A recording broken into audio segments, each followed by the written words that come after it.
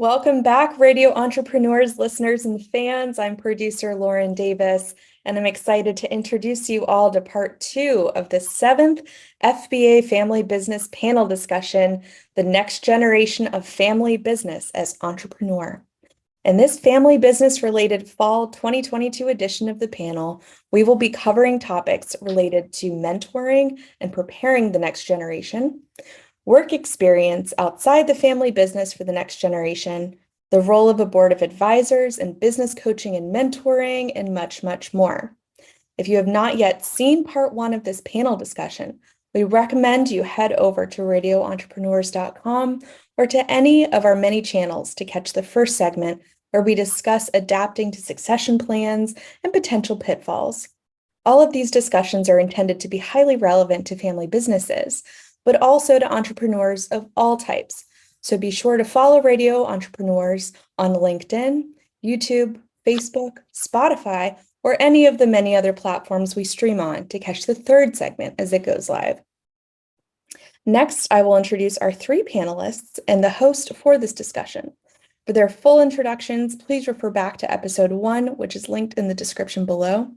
We're joined today by Stephen Wilchins of Wilchins, Cosentino, and Novins, Kelly Berardi and Rich Hirschens of Gray, Gray, and special guest Chris Sanders of Insperity, formerly of San-tron. Welcome, everyone. Last but not least, a man who needs no introduction, Radio Entrepreneurs host and founder of Mage, JDavis. Welcome, Jeffrey. I will now hand the conversation over to you. Needs no introduction. I thought I was the person who always got thrown out of a party. So who knows? Maybe that's why you don't need the introduction. So Everyone knows you as that guy. I was wondering if that was a backhanded compliment. Welcome, everyone, and welcome to the Family Business Association and these very important and relevant panels. I want to start off with what does it mean to develop the next generation of the family business? Because I think that's really critical. With this ever-changing economy, development of the leadership skills is a priority. So what does that mean to all of you? And Chris, we are going to call upon you with that one because you were right in the thick of being that person. I think it depends, as always, but on the company and where they are, what the personality of the family member is. So, for example, what is needed? Is it someone who is a steward of the family wealth and the company? Is it needed that you're a transformer of the business where you need some entrepreneurial spirit within the company to innovate? Is it needed someone to, well, maybe leave and start another venture, so more entrepreneurial? Or start another division in the company itself? So I think it depends. I mean, there's a lot of questions based on what's needed in the company at the point in time that the family members are being faced with this issue. Anyone else before I throw it over to Chris? Come on, Chris. All right. Yeah. And Stephen is dead on. What is needed, right? How do we take that next generation, the individual whose passion or has become the face of the company, right? When it comes out to the business world, certainly from a sales perspective, and you're out there and they think of that company and they think of you, what is needed? What does that individual need to help elevate them? Or what level can they get to, right? Is it CEO? Is it someone to help the operational side of things? You can't fit someone into the wrong seat. It could be the right person in the wrong seat, and that's just not going to do it either. So what's needed to help elevate them and help transition the company into their hands in one way, shape, or form? One of the questions that I get frequently is about the development of the people. And again, Chris, you might have a perspective on this. I do as well. Do you think it's a good idea with family members to expose them to every aspect of the business during the developmental program or process? I do. I mean, I personally do. I think that's fantastic to be touching all of that, understanding how this all works. from the ground up, understanding the people, the role. You know, I think that's a tremendous piece to understand, to help for the betterment of the business moving forward. And that was done with you? Sorry. Excuse me. So that's what you did, Chris? You got to see every aspect of the business? Yeah, from the ground up, from sweeping floors to what goes on in the machining area, to the assembly, to the way that, you know, the way you ship, the way you receive, the way that you know, understanding the financial, you know, going over the financials monthly, and not only that, but how we're communicating with our team from, you know, from a more of a human resources side, and then as well from the front end of the business, well, how are we driving top line revenue, the sales, you know, how are we positioning ourselves, and then as well as the strategic planning. So it's everything in between. I've seen it, you know, I think it's a good idea. I agree with you, Chris, to, you know, it's not always that the next generation, son or daughter, is going to be an active participant, but just to be exposed to different things. You know, I've been in many meetings, we're doing, you know, year-end planning as part of the audit or taxes. And, you know, I've got a few clients, they always bring their children to those meetings that are in the business just to see that side of it and know that taxes are a part of the company. The audited financial statement is part of the company, and all needs to be taken care of. And so just learning that, I don't see a whole lot of downside.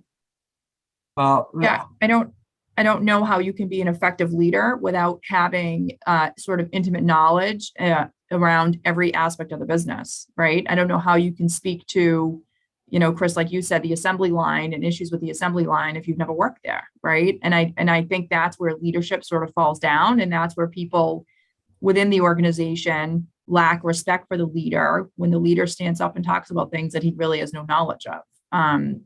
And I think you lead better when you know people and when you've had exposure to people at the various levels, and you know what everyone goes through at the various levels within the organization. And I think people tend to respect you more when you've been around and interacted with everybody within the organization. So I think it's essential. And I think, you know, the clients that I have who's the sort of the next generation has done that, they're far more successful than the other ones that just come in and think they know everything without having done anything. I would like to. Could I take a contrary position on this Sure. one? Well, first of all, I don't see general employees touching every phase of the business. So you know, the fact that you have a name of the family business that entitles you to touch every business, I think it only gives you that entitlement if you earn it. And I think part of that conversation as you develop if you're a family member, is seeing different parts of the business that will, you know, give you the maturity and understanding how key employees work in certain areas of the business. Okay. But I don't really think just touching everything is good, because I think your employees don't understand that this is just moving the person around for a little while, you know, keep them busy for 6 months so he gets some experience in the stock room, and then he moves up somewhere else. I think the family member employee has to earn that right as they goes up the ladder, because that will also give the employees a lot more respect for this person. Well, I'll just add a little bit different. I grew up in a family business, and I think a lot of the parents of people in business today, the parents had small businesses, and when they were growing up, they worked in every aspect of the business. Right. So when they have their children touch every aspect of the business, it's as much to win credibility from the parents as it is from the other workers in the company. But you know, my parents, the attitude with me was, we're going to have you do every dirty job in every part of the business so that the people learn to respect you for not being a prince and an entitlement position, and that you're willing to work hard. But for me personally, learning to buy and sell, seeing both sides, really did give me a full perspective on the business. And then working in a warehouse and working on trucks did help me. But again, if you're going into a large family business, it's really hard to get in and touch everything in today's world. So I do think you have to adapt it for today's economy. I see, Chris, you're nodding a lot with what I'm saying, but you did touch every aspect of your business. Certainly, certainly. And again, you want to avoid that. And I think you said the prince, right? We don't want that to be what the goal is here. And we're just shoving them through the system real quick. Hey, go a couple weeks here, a couple weeks there. It's real time, it's real investment, and it's just treating them as an employee, and the ability to see and grow within those roles. As long as you're doing the same thing for other employees, and you have that structure set up where you do reward and you're able to grow from within and have those positions. But no, I agree with you. I think for the individual, for the family member, the one who's touching all of those roles and really seeing all sides of it, that's an education you can't get anywhere else. Right. You can't read that anywhere else.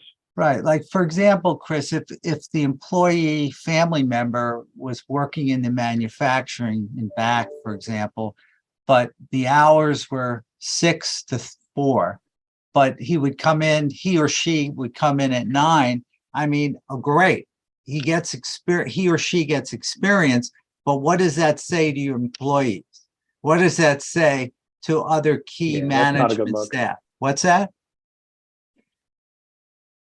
So you have to be careful with the employees. I think with my father, and I always quote him when I'm doing consulting, my father used to get me out of bed at 5:15 in the morning.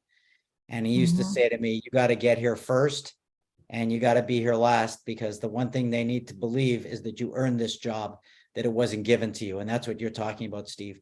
There's no replacement for hard work. I think that's the bottom line that we're all saying.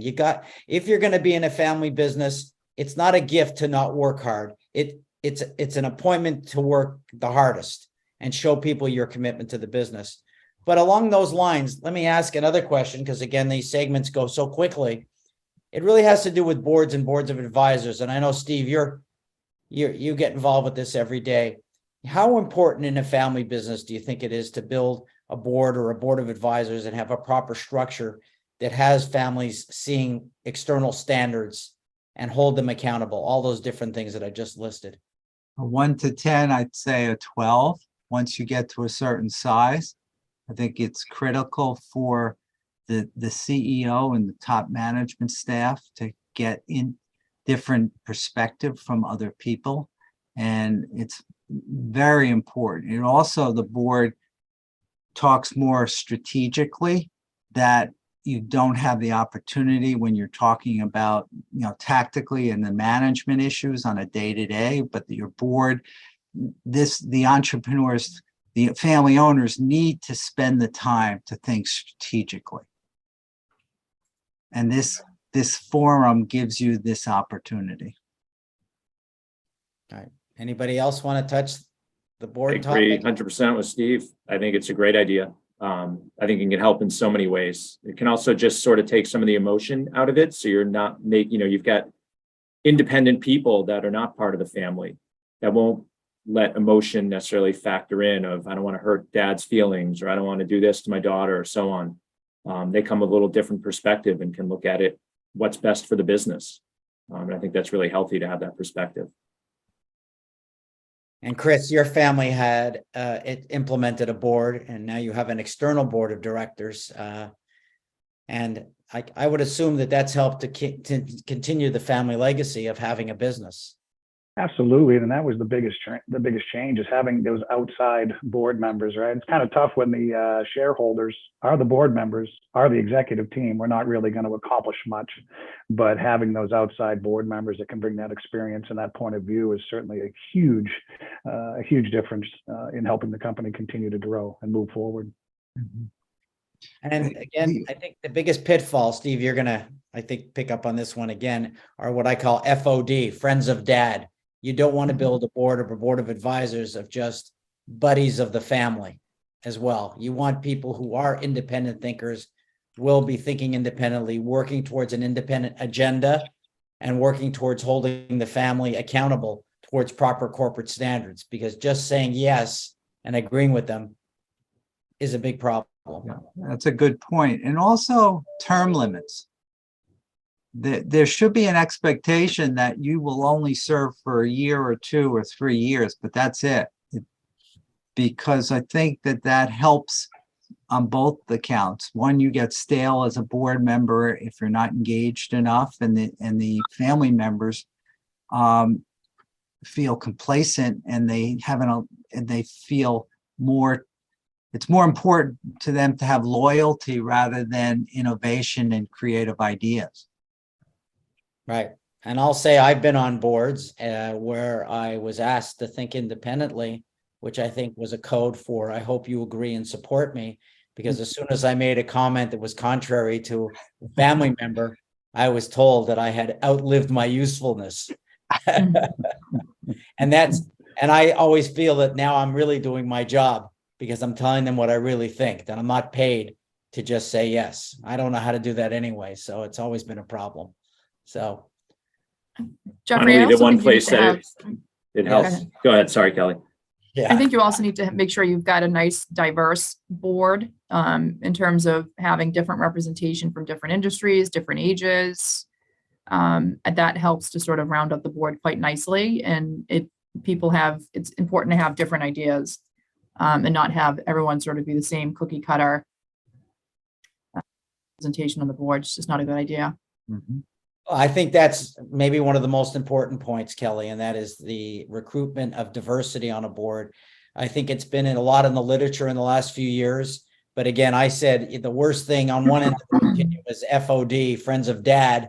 On the other side, we can also have different family members always picking their ally. So each person picks an ally, and then you just have factions within the board. I think really diversity and independence towards loyalty to the business is really what you want, not loyalty to the family. Right. Good. So we're going to turn it over to Lauren, our producer. Lauren. Thank you, everyone. That was an intriguing conversation about mentoring and preparing the next generation of family business leaders. That wraps up part 2 of this fall 2022 edition of the FBA Family Business Panel discussion. Thank you to all our listeners and viewers who have tuned in for this panel. Links will be provided in the video's description below to part 1 if you didn't already hear it, and part 3 of the discussion to hear more on these topics. And if you're a fan of our videos, please be sure to like, comment, share, subscribe, press that bell button. It helps immensely and will let you know when we go live. Radio Entrepreneurs is also active on LinkedIn. Be sure to go follow our page there as well for more business advice and discussions. Until next time, goodbye. Thank you for listening. We'll be back with more stories on Radio Entrepreneurs.